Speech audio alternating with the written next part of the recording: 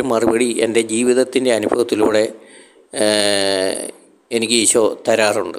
ഇത് വെറും തോന്നലല്ല, പച്ചയായിട്ടുള്ള അനുഭവങ്ങളിലൂടെ, സംഭവങ്ങളിലൂടെ ഈശോ അത് വ്യക്തമാക്കി തരും.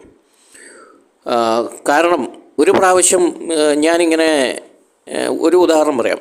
ഒരു പ്രാവശ്യം ഞാനിങ്ങനെ മോശയെക്കുറിച്ച് ഈശോ കർത്താവ് പറയുന്നുണ്ട്, എനിക്ക് നിന്നെ നന്നായി അറിയാം എന്നൊരു വചനമുണ്ട്. അപ്പോൾ ഞാനിത് വായിച്ചപ്പോൾ ഞാനിങ്ങനെ ആലോചിച്ചു, കർത്താവ് മോശയോട് പറയുകയാണ് എനിക്ക് നിന്നെ നന്നായി അറിയാം. അപ്പോൾ എനിക്ക് നിന്നെ നന്നായി അറിയാം എന്ന് പറയുമ്പോൾ അതിൻ്റെ അത് ഒത്തിരി അർത്ഥതലങ്ങളുണ്ട്. എന്ന് വെച്ച് കഴിഞ്ഞാൽ, ഒന്ന്, കർത്താവിന് മോശയെ നന്നായിട്ട് അറിയാമെന്നുള്ളത് ഒരു കാര്യം. മറ്റൊന്ന്, കർത്താവ് മോശയെ നന്നായി വളരെയധികം സ്നേഹിക്കുന്നു എന്നുള്ളത് മറ്റൊരു കാര്യം.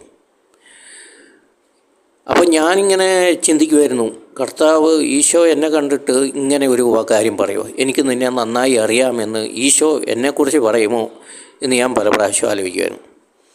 അപ്പോൾ അങ്ങനെ ഇരിക്കുമ്പോൾ ഒരു പ്രാവശ്യം ഇങ്ങനെ ഈ ഈസ്റ്റർ ടൈമിൽ ഈ വികാരി അച്ഛൻ ഈസ്റ്റർ എഗ്ഗിൻ്റെ ഒപ്പം ദൈവവചനവും നൽകുന്ന ഒരു പരിപാടി, ഒരു കാര്യം ഞങ്ങളുടെ ഇടവക പള്ളിയിൽ ചെയ്യുമായിരുന്നു.